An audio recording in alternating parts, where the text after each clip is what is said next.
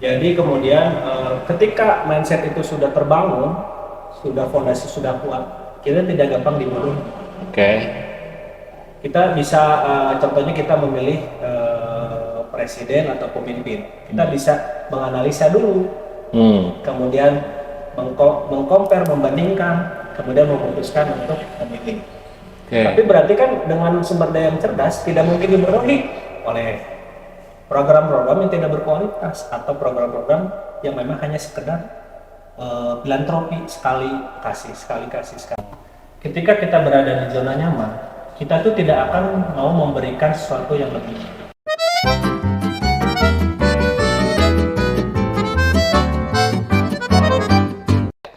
Halo sobat ide semua, jumpa lagi di Ide Kita Kita channel yang menginspirasi dan mengapresiasi. Jangan lupa like, comment, subscribe, dan bunyikan loncengnya supaya kita bisa memberikan video-video untuk teman-teman semua, bro. Gimana bro kabarnya? Alhamdulillah, gue baik-baik aja. Baik-baik aja.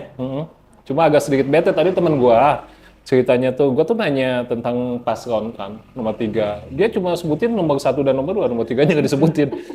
Lu nyepet? Lu baper banget sih.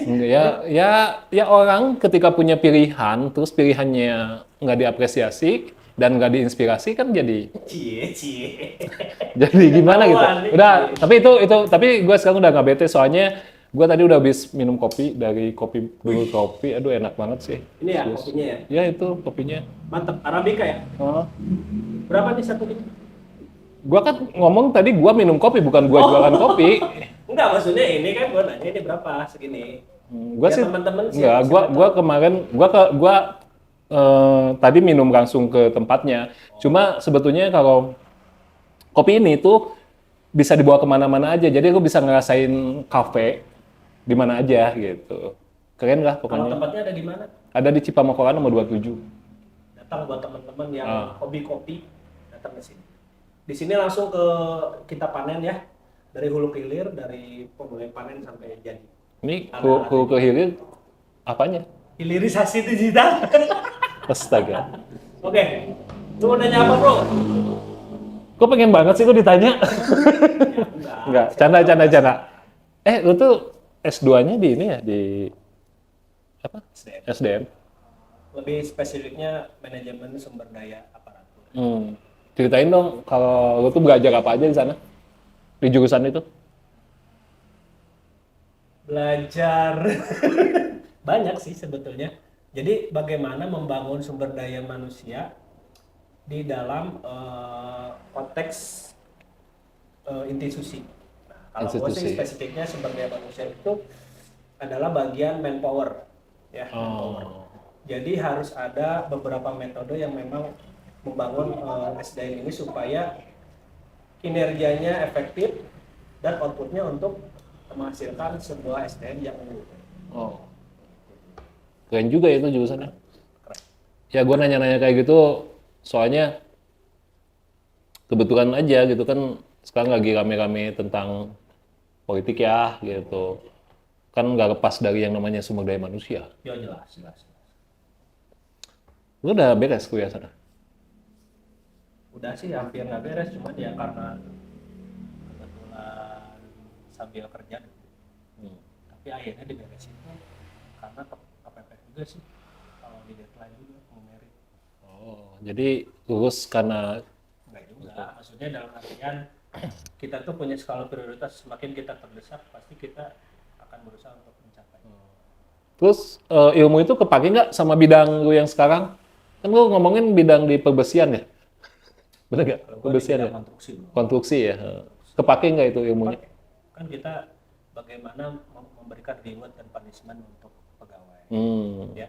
Bagaimana kita membuat si persaingan antar sumber daya manusia atau pegawai ini supaya sehat, supaya mereka tuh nyaman kerja, kemudian juga mereka mendapatkan sesuatu yang memang lebih dibanding tempat lain.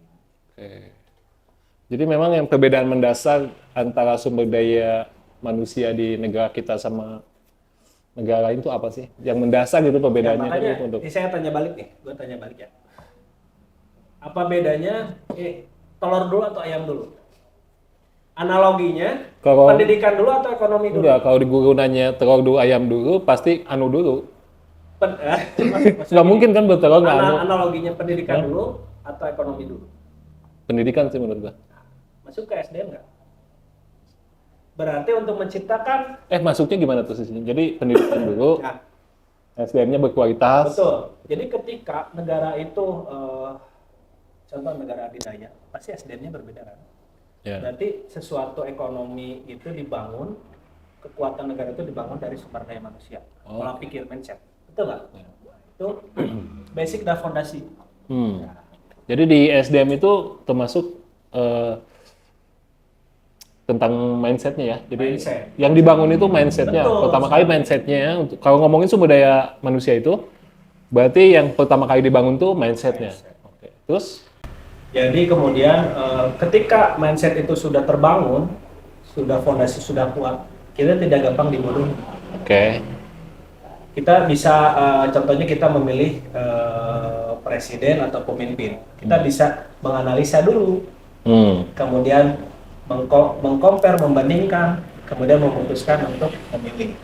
Tapi berarti kan dengan sumber daya yang cerdas tidak mungkin dibodohi oleh program-program yang tidak berkualitas atau program-program yang memang hanya sekedar filantropi, sekali kasih. Contohnya kasih sembako, pilih, kasih uang. Oh gitu ya. Coba gua lebih ke contoh kasus lah ya. Contoh.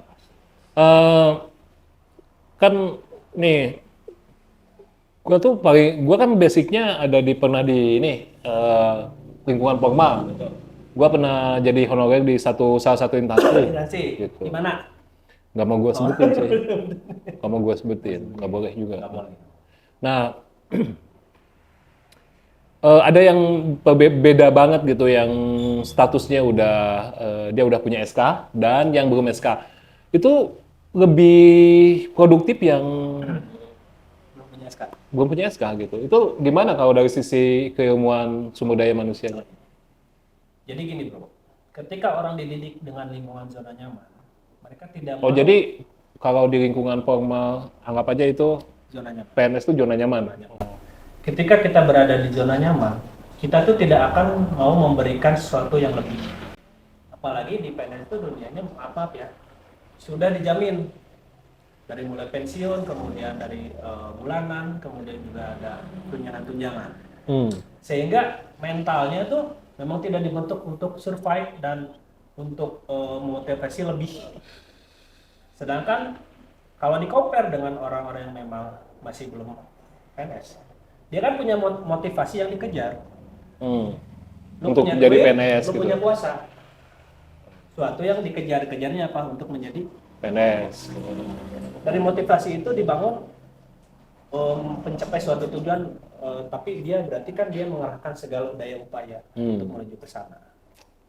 Bedanya itu. Jadi kalau setelah PNS saya rasa tidak ada mengejar sesuatu yang memang motivasinya kurang. Bener. Ngobrol sama lu jadi kebayang sih. Kebayang pentingnya sumber daya manusia itu. Jadi kalau gua simpulin, majunya sebuah institusi, majunya sebuah instansi, bahkan majunya sebuah negara itu tergantung SDM-nya. Kalau menurut gua lebih roda penggerak ekonomi suatu negara itu SDM. Oke. Roda penggerak. Ya paham sih. Oke, cukup sih bro. Gua kebayang ngobrol lagi ya. Oke. Kayaknya teman-teman ide juga mungkin kalau misalnya punya pertanyaan tentang seputar SDM boleh komen ya. Komen jangan dan lupa like, komen, share gitu. Sampai ketemu lagi di obrolan kita berikutnya. Ide kita channel yang inspirasi dan Jangan lupa